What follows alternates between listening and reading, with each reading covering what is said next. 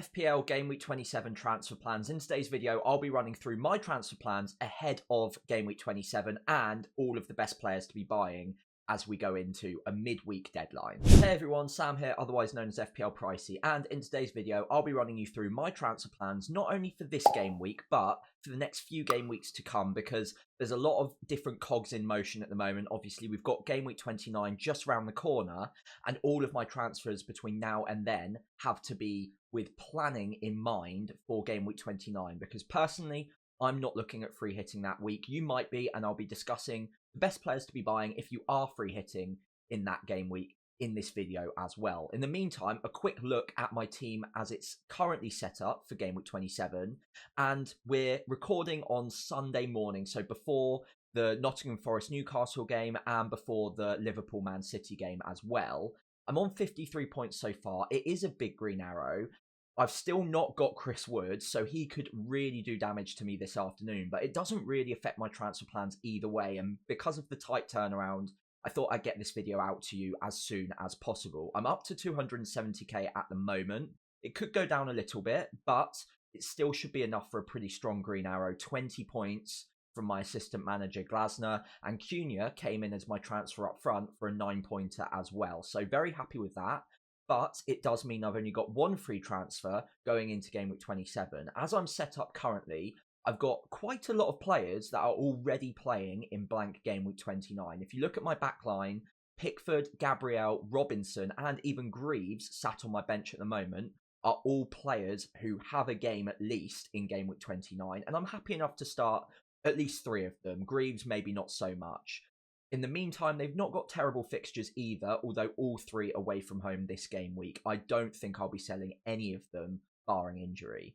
Trent and Salah, obviously Newcastle at home for this game week, don't play in Game Week 29. I think as it's currently standing, I'm looking to hold on to Salah through Game Week 29. I've got so much value tied up in him, and he's got a good game afterwards in Game Week 30, so I don't want to sell him and then regret selling him ahead of Game Week 30. So I figured out a route that I quite like that involves not selling Salah, but Trent probably, or could at least, go in the next few game weeks. Now, I'm not going to sell him this week, even though it's Newcastle at home. Next week, he's got Southampton, so I don't really want to be getting rid of any more Liverpool assets than I have to before they play Southampton, which is just going to be an incredible fixture for Liverpool. So Trent stays for now. He could go in Game Week 29 for someone like maybe a Gvardiol, possibly. But like I said, I do already have enough coverage in my backline to start my goalkeeper and 3 defenders without making a transfer, so it's not necessary. In midfield, I've got a lot of coverage as well, so Salah, like I mentioned, doesn't have a game, but I'm holding on to him and probably holding on to him through Game Week 29. Palmer, who's been in poor form but has 2 great fixtures coming in the next 2. Mbermo, Cliver and Semenyo all have fixtures in Game Week 29. Palmer, I might be using as a make weight to shift funds elsewhere and really downgrading him in the next couple of game weeks, but I won't be doing that until Southampton and Leicester are out of the way. That is absolutely for certain. There's no way I'm getting rid of him for those 2 games. Up top, I've got Cunha, who has a great game in Game Week 29 and good fixtures between now and then, and Isak, who doesn't have a match, and I am planning on selling him, but probably not yet. There are quite a few strikers I like the look of. A lot of them have good games between now and Game Week 29, and then also playing Game Week 29.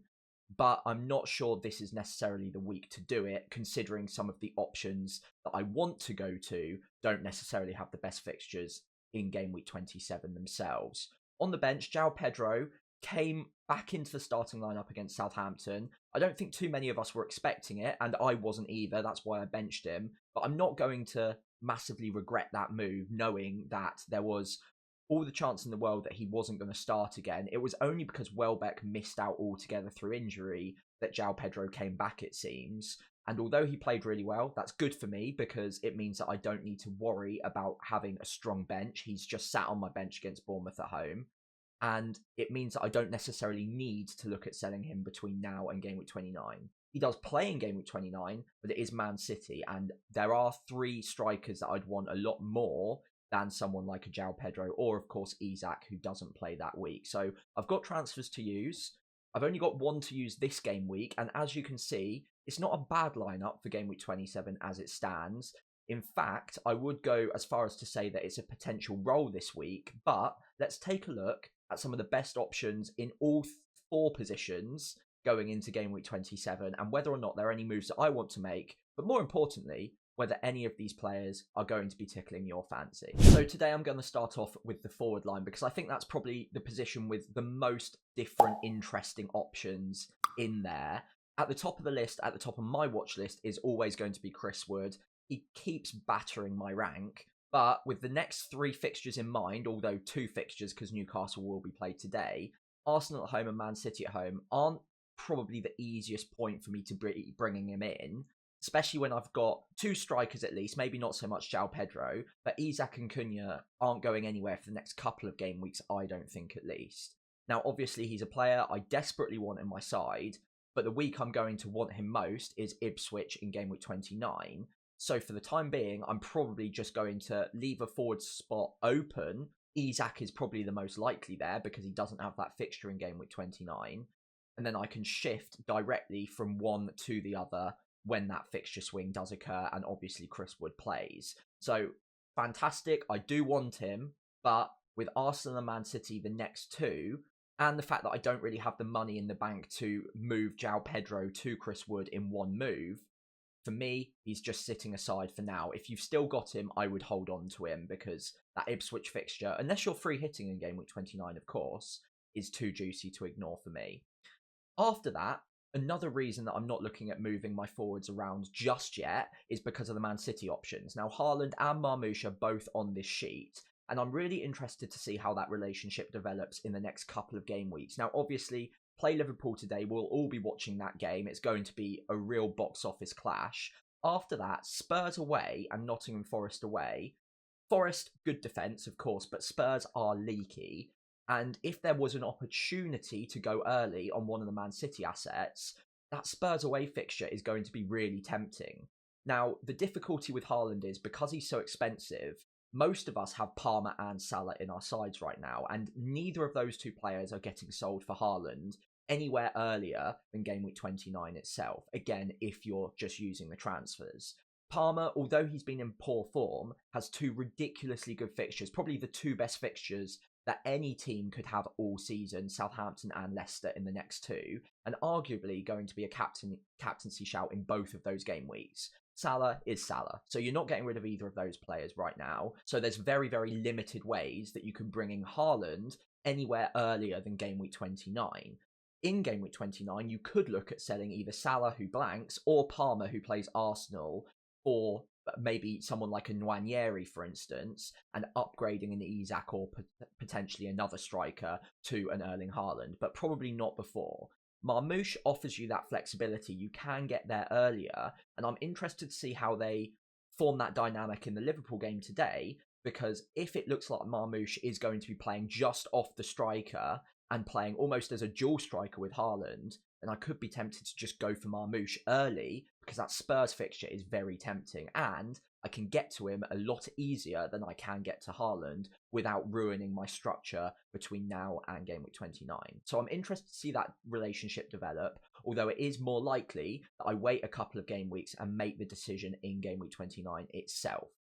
After that, you've already kind of gathered who my preferred three forwards going into Game Week 29 will be, and therefore why I'm probably not making moves just yet. But there are other good options that I am tempted by. Now, if you're free hitting in Game Week 29, then Mateta is by far the most obvious option. He's in sensational form at the moment, was brilliant yet again yesterday, got a goal ruled out for offside, but the lung-bursting assist run that he gave to set up Munoz was fantastic. And recently he's been in sensational form. So, because he blanks in Game Week 29, anyone not on a free hit is probably not going to go there. But Ipswich at home in Game Week 28 and Southampton away in Game Week 30, it's a great little run either side. So if you are free hitting, I think Mateta is by far the most obvious striker to be going for. I'm probably not going to be going there because of my lack of transfers and the fact I'm not free hitting, but I know he's going to score. I know he's going to get points. So there is an argument to say, well, I'm just going to get him anyway and then need to use an extra free transfer down the line because he's just that good that it will pay off.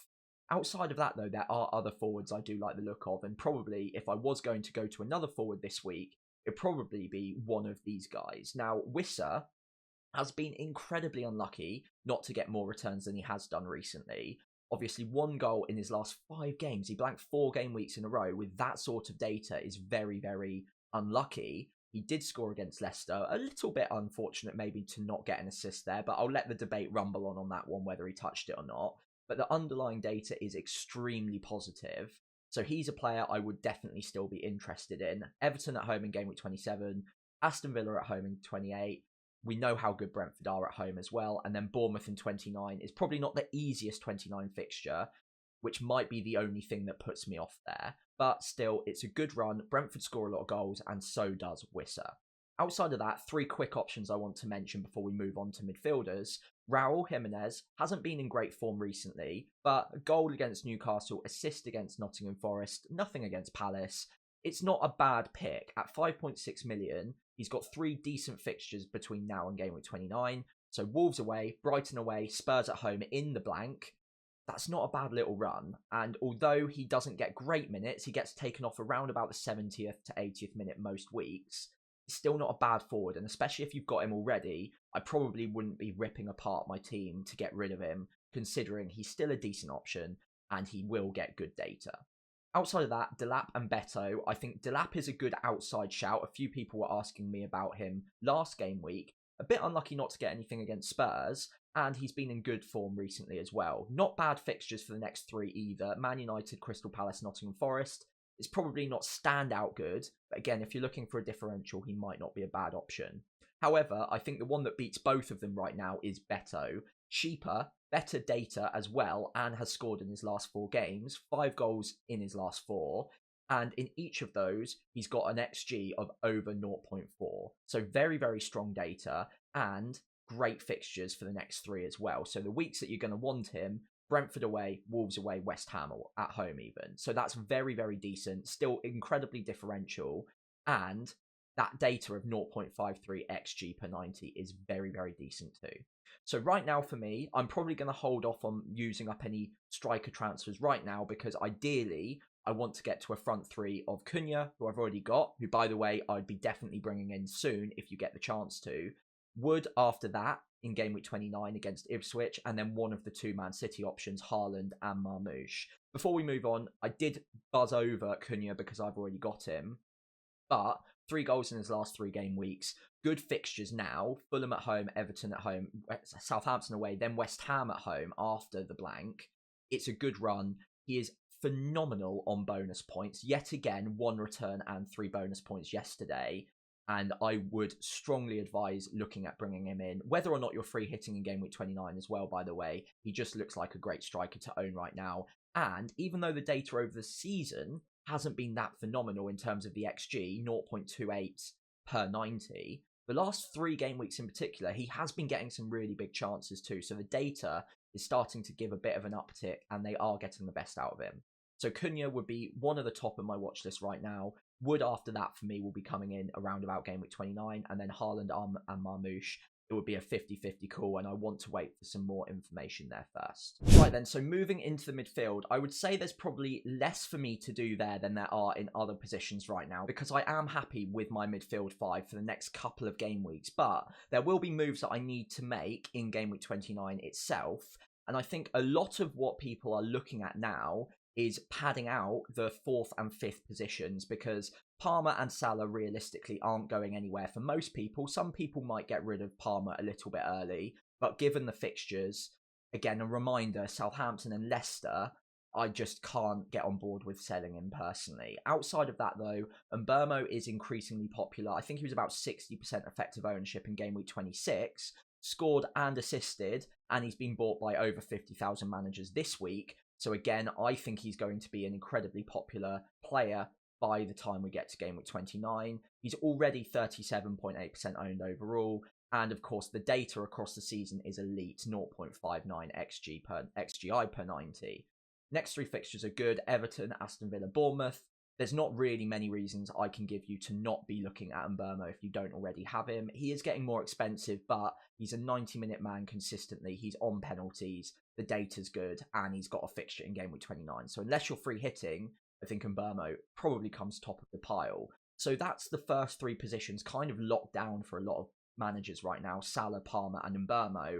After that, it gets a bit more interesting. Now, I've again created a watch list on the right-hand side full of some of the differentials and players around the lower price points generally, a couple of more expensive ones that I'd have my eye on if you were setting up for Game Week 29 without a free hit, but also if you did have a free hit in mind as well. So to start off with, let's focus on if you did have a free hit in Game Week 29. Well, I think the players that would be quite interesting to me at this point would be the likes of Rashford or Asensio potentially. A quick look at Asensio: scored twice against Chelsea. The second one in particular was pretty lucky that it slipped through the keeper's hands, but he has looked pretty good in the Premier League so far. Very comfortable, got 90 minutes against Chelsea, so the minutes look good. And even though it looks like a sea of grey on the ticker, Palace, Brentford and Brighton either side of the blank when you'd be looking at free hitting, then I think it's a pretty good pickup at just 6 million, 0.5% owned, incredibly differential, and the minutes are good, and he's scoring as well. The data looks pretty good. So Asensio and Rashford, who didn't start yesterday, but came off the bench and transformed the game, 2 assists, setting up Asensio both times. Same fixtures, not as differential because Rashford comes with so much pedigree from Man United that he's always going to get bought by quite a lot of managers straight away. 6.6 million though, very cheap for a player of his sort of upside. So if you're free hitting in Game Week 29 and you're looking for players that maybe not too many other managers are looking at, I think those Aston Villa boys in the midfield could be a very good option to go with. If you are looking at running through Game Week 29 with transfers, Bowen might be an interesting differential himself. Now, scored against Arsenal, obviously got the winner. And actually, I'm pretty surprised to see that he's got 13 attacking returns this season. He's been very quiet and never really owned by anyone. But Leicester at home next up, who look absolutely all at sea at the moment defensively. Then Newcastle and then Everton in the blank.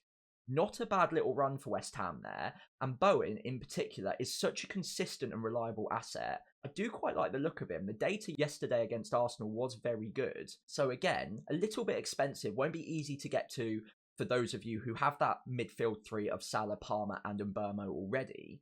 But if you wanted someone a bit more differential than Mbeumo, or you had a bit more money spare to upgrade that fourth midfielder, Bowen could be really interesting.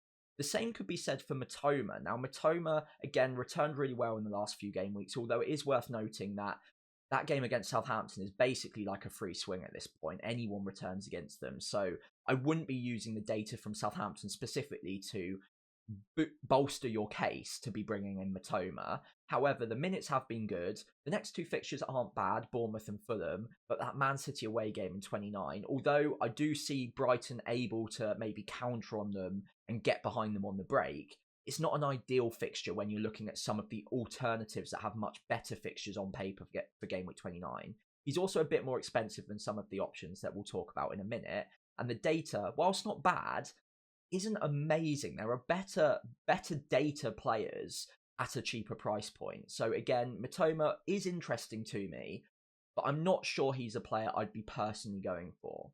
Now, after that, we'll talk about Bruno very quickly. I don't think he'll be very highly owned come Game Week 29, but again, that's mainly because of the price. Ipswich at home in 27, Arsenal at home in 28 is probably the reason most people will avoid.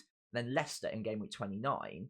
Yes, Man United looked pretty ropey against Everton yet again, but they did find a way to get back into the game, and Bruno seems to be the man just dragging them through matches at the moment. So it's not a player that I'm going to be going for personally, and obviously recently hasn't been in the greatest form, but his data across the season is good, 13 attacking returns, and it wouldn't be crazy to suggest that going for Bruno could be a nice little differential for Ipswich and then Leicester in Game Week 27 and Game Week 29. You'd have to survive Arsenal, but he's a big game player. He could score against Arsenal. It's not out of the realms of possibility. So I wouldn't put anyone off going there if you wanted to. For me, it doesn't suit my structure, so I won't be going there.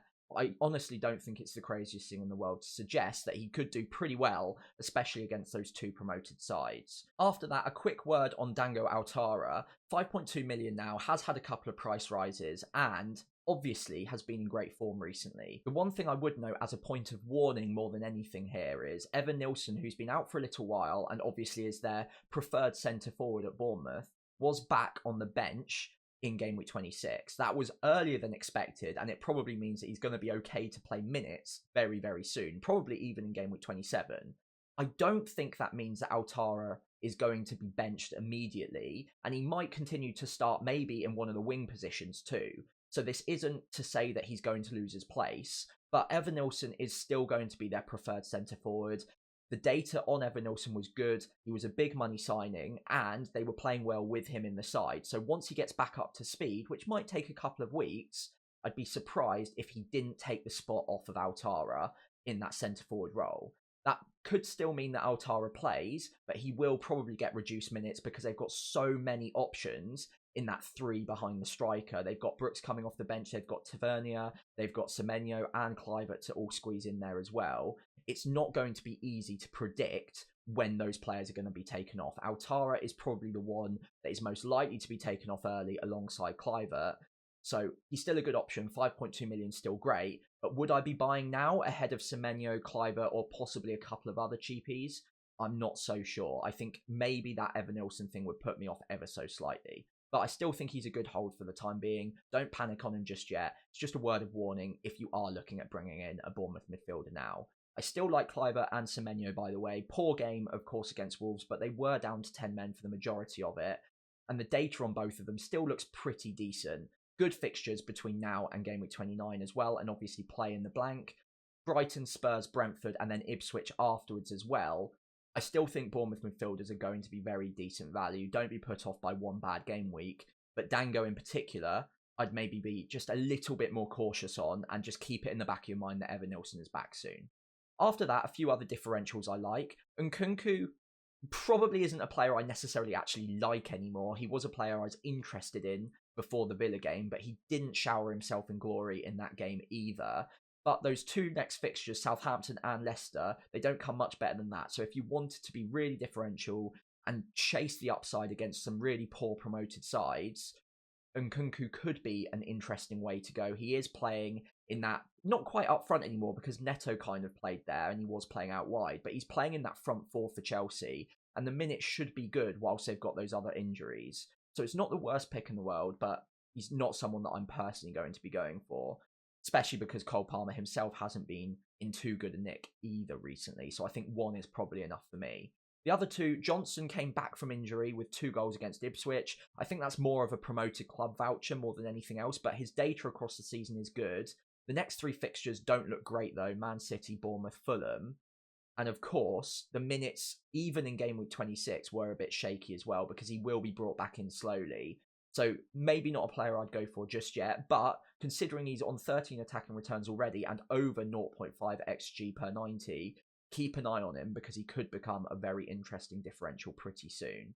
After that, Nwaneri is a player that I'm interested in. Obviously, a poor game overall for Arsenal against West Ham, but at that price, he could unlock a lot of things for me down the line. And for example, I mentioned bringing in Haaland in game week 29. The way I'd probably be able to get there is by selling Palmer for Nwaneri, saving myself a load of money, and then I could upgrade Isak to Haaland with just those 2 transfers, giving me 2 players in game week 29 rather than 1. And although Nwaneri is undoubtedly a downgrade on Palmer, it's not so much of a downgrade when you consider the fact that I'm upgrading to Haaland, potentially. I might not go there, but he's a player that I've got my eye on. He did limp off a little bit yesterday against West Ham, so again, one to monitor. I wouldn't expect it to be a long-term injury, and ahead of Nottingham Forest, Man United and Chelsea, you're probably not rushing to buy him now ahead of the next 2 or next 3 in particular, but he might be that really cheap player to unlock Haaland if you're looking at using transfers come game week 29. So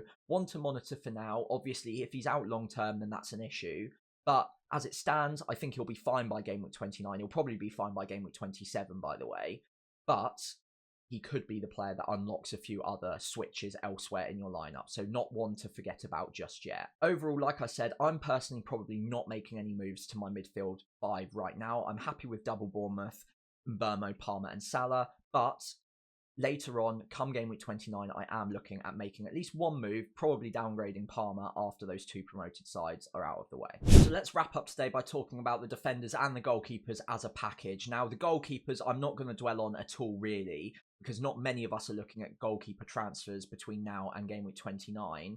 The top three at the moment that a lot of managers already have are probably Flecken, Pickford, and Sells. You might have some others. Henderson's quite popular as well. If you're not looking at free hitting in Game Week 29, you're obviously going to want to move away from Henderson to have yourself a playing goalkeeper.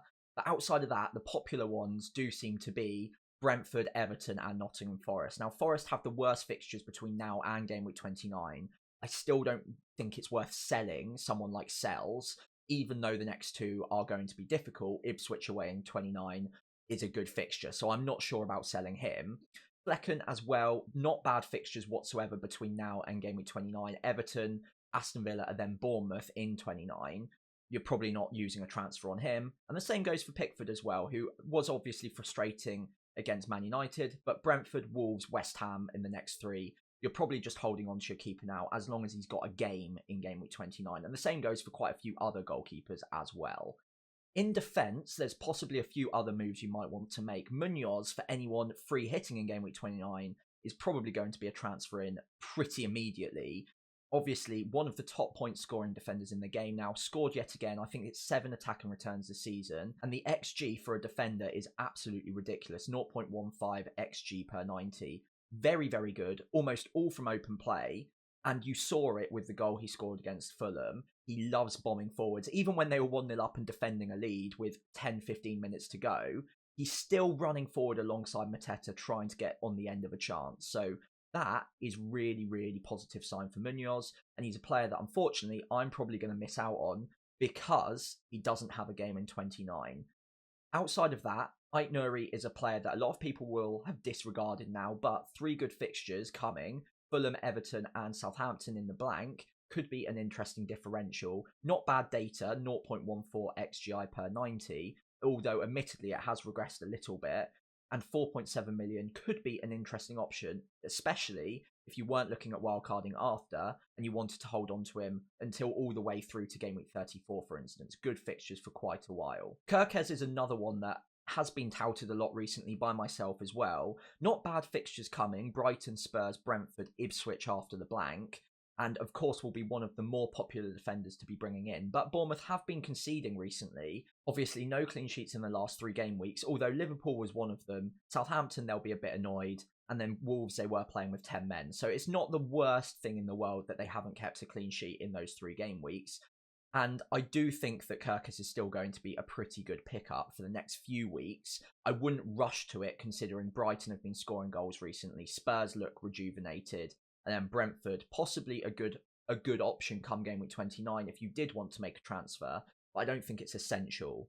I think the player that I've now got my eye most on going through to Game Week 29 is probably Gvardiol. And I've got space to be bringing him in if I wanted to get rid of Trent in Game Week 29. So I can hold on to Trent for Southampton in 28. And then in 29 itself, I could look at switching straight to Gvardiol, who then has Brighton at home followed by Leicester at home. 2 good fixtures. Obviously, the underlying attacking data is very good, 0.18 XG per 90, even better than Munoz. And he scored 5 goals. 5 goals already for a defender this season is wild. So a very good player to be bringing in for Game Week 29. But considering the fixtures between now and then, he's not one that I want to go early on. So if I wanted to get rid of Trent, and if I felt there wasn't enough upside to be starting Greaves as my 3rd defender, then Gvardiol in for Brighton at home followed by Leicester at home could be a really interesting option. And I do have my eye on making that move come Game Week 29. Another final differential to talk about as we wrap up today, Jed Spence, 4.4 million, and he's returned 998 in the last 3 game weeks. He's been brilliant as well. Absolutely ridiculously high quality defender down that left-hand side for Spurs. He would normally also be playing on the right too. So the fact that he comes over to the left-hand side, looks as comfortable as he has done, and Spurs fans are absolutely loving him too. So very, very promising. The only thing that would put me off going there now is the next 3 fixtures defensively don't look great for clean sheets. Man City, Bournemouth, Fulham. You'd be surprised in anything more than 1 clean sheet in that 3 at most.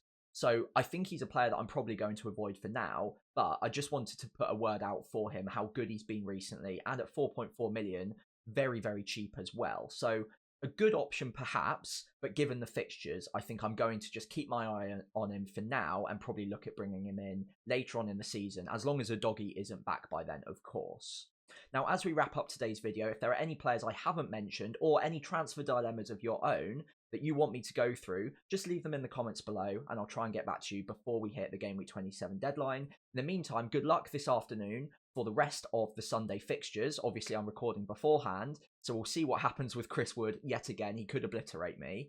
But in the meantime, massive good luck to you. I'll see you for my team selection later on before we hit the deadline. And if you could leave a like and subscribe to the channel, that would be incredibly appreciated.